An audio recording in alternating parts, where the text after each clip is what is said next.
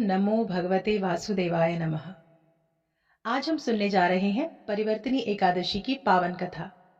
इस एकादशी का महत्व बहुत विशेष है क्योंकि ये एकादशी चातुर्मास के मध्य में आती है और इसी दिन भगवान श्री हरि विष्णु योग निद्रा की अवस्था में अपनी करवट को बदलते हैं, अपनी स्थिति में परिवर्तन लाते हैं। इसीलिए इसे परिवर्तनी एकादशी भी कहा जाता है। इसे जल झूलनी एकादशी भी कहा जाता है। शास्त्रों में कहा गया है कि इस व्रत का पालन करने से समस्त पाप नष्ट होते हैं और भगवान विष्णु की कृपा प्राप्त होती है। साथ ही यह एकादशी व्रत वामन अवतार की स्मृति से भी जुड़ी हुई है क्योंकि भगवान श्री हरि विष्णु चतुर्भुज नारायण इस पृथ्वी लोक पर में आज के ही दिन वामन रूप में अवतरित हुए थे। इसीलिए इसे वामन एकादशी के नाम से भी जाना जाता है। अब आइए हम सब साथ मिलकर श्रद्धा भाव से परिवर्तनी एकादशी व्रत कथा का श्रवण करें। ओम नमो भगवते वासुदेवाय नमः। भाद्रपद मास शुक्ल पक्ष की एकादशी को परिवर्तनी एकादशी भी कहा जाता है। आइए इसके महात्म्य को जानते हैं। एक बार महाराजा युधिष्ठिर ने भगवान श्री कृष्ण से पूछा, हे केशव, भाद्रपद मास के शुक्ल पक्ष में जो एकादशी होती है उसका क्या नाम है? इस एकादशी के देवता कौन है और किस विधि से इस एकादशी की पूजा की जाती है? कृपया मुझे बताइए। भगवान श्री कृष्ण बोले, हे राजन, इस विषय में मैं तुम्हें आश्चर्यजनक कथा सुनाता हूं जिसे ब्रह्मा जी ने महात्मा नारद से कहा था। नारद जी ने पूछा, हे चतुर्मुख, आपको नमस्कार है। मैं भगवान विष्णु की आराधना के लिए आपके मुख से यह सुनना चाहता हूं कि भाद्रपद मास के शुक्ल पक्ष में कौन सी एकादशी होती है। ब्रह्मा जी ने कहा, हे मुनिश्रेष्ठ, तुमने बहुत उत्तम बात पूछी है। क्यों न हो, वैष्णव जो ठहरे। भादो के शुक्ल पक्ष की एकादशी पद्मा एकादशी या परिवर्तनी एकादशी के नाम से विख्यात है।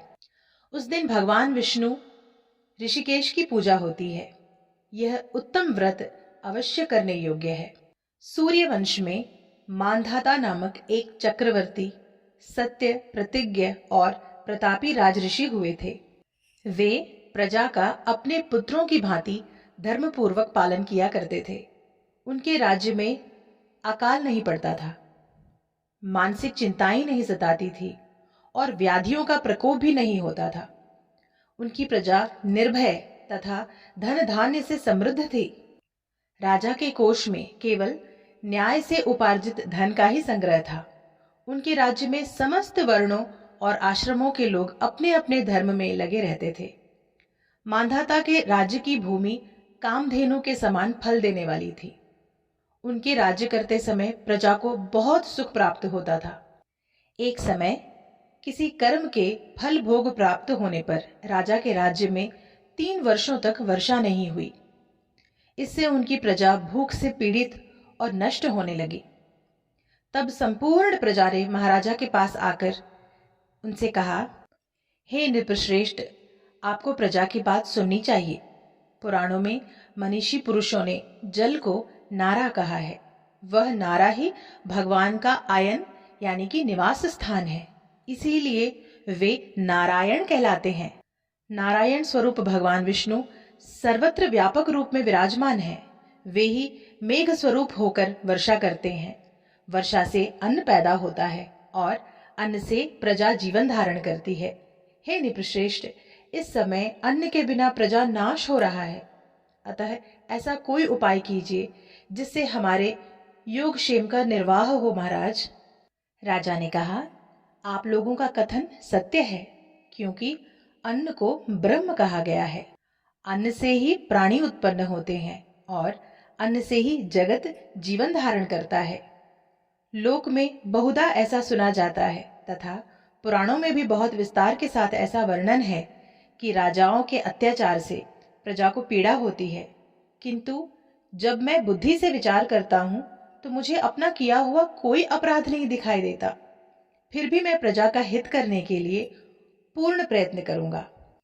ऐसा निश्चय करके राजा मांधाता कुछ गिने चुने व्यक्तियों को साथ लेकर विधाता को प्रणाम करके सघन वन की ओर चल दिए।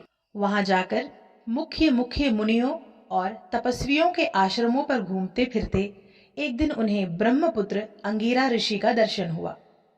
उन पर दृष्टि पड़ते ही राजा हर्ष में भरकर अपने वाहन से उतर पड़े और इंद्रियों को वश में रखते हुए दोनों हाथ जोड़कर उन्होंने मुनि के चरणों में प्रणाम किया। मुनि ने भी स्वस्ति कहकर राजा का अभिनंदन किया और उनके राज्य सातों अंगों की कुशलता पूछी। राजा ने अपनी कुशल बताकर मुनि के स्वास्थ्य का समाचार पूछा। मुनि ने राजा को आसन और अर्घ्य दिया। उन्हें ग्रहण करके जब वे मुनि के समीप बैठे तो उन्होंने इनके आगमन का कारण पूछा। तब राजा ने कहा, भगवन, मैं धर्मानुकूल प्रणाली से पृथ्वी का पालन कर रहा था, फिर भी मेरे राज्य में वर्षा का अभाव हो गया है। इसका क्या कारण है? इस बात को मैं नहीं जानता हूँ। ऋषि बोले, हे राजन, यह युग सभी युगों में उत्तम सतयुग है। इसमें सब लोग परमात्मा के चिंतन में लगे रहते हैं तथा इस समय धर्म अपने चारों चरणों से युक्त होता है। इस युग में केवल ब्राह्मण ही तपस्वी होते हैं, दूसरे लोग नहीं। किंतु महाराज, तुम्हारे राज्य में यह शूद्र तपस्या करता है, इसी कारण मेघ पानी नहीं बरसाते। तुम इसके प्रतिकार का यत्न करो, जिससे यह अनावृष्टि का दोष शांत हो जाए। राजा ने कहा, हे मुनिवर, एक तो यह तपस्या में लगा है, दूसरा निरपराध है, अतः मैं इसका अनिष्ट नहीं करूंगा। आप उक्त दोष को शांत करने वाले किसी धर्म का उपदेश दीजिए। ऋषि बोले, हे राजन, यदि ऐसी बात है तो एकादशी का व्रत करो। भाद्रपद मास के शुक्ल पक्ष में जो पद्मा एकादशी या हरि परिवर्तनी एकादशी के नाम से विख्यात एकादशी है, इस एकादशी के व्रत के प्रभाव से निश्चय ही उत्तम वृष्टि होती है। हे नरेश, तुम अपनी प्रजा और परिजनों के साथ इस व्रत का पालन करो। ऋषि का यह वचन सुनकर राजा अपने घर लौट आए। उन्होंने चारों वर्णों की समस्त प्रजाओं के साथ भादों के शुक्ल पक्ष की हरि परिवर्तनी एकादशी का व्रत किया। इस प्रकार व्रत करने पर मेघ पानी बरसाने लगे, पृथ्वी जल से आप्लावित हो गई और हरी भरी खेती से सुशोभित होने लगी। उस व्रत के प्रभाव से सब लोग सुखी हो गए। भगवान श्री कृष्ण कहते हैं, हे राजन, इस कारण इस उत्तम व्रत का अनुष्ठान अवश्य करना चाहिए। पद्मा एकादशी या हरि परिवर्तनी एकादशी के दिन जल से भरे हुए घड़े को वस्त्र से ढककर दही और चावल के साथ ब्राह्मण को दान देना चाहिए। साथ ही छाता और जूता भी देना चाहिए। दान करते समय निम्नांकित मंत्र का उच्चारण करें। नमो नमस्ते गोविंद बुद्ध श्रवण संज्ञक अघोग संशयम कृत्वा सर्व सौख्य प्रदो भव भुक्ति मुक्ति प्रदश्चैव लोकानां सुखदायकः। इस मंत्र का अर्थ इस प्रकार से है, बुधवार और श्रवण नक्षत्र के योग से युक्त द्वादशी के दिन बुध श्रवण नाम धारण करने वाले भगवान गोविंद, आपको नमस्कार है, नमस्कार है।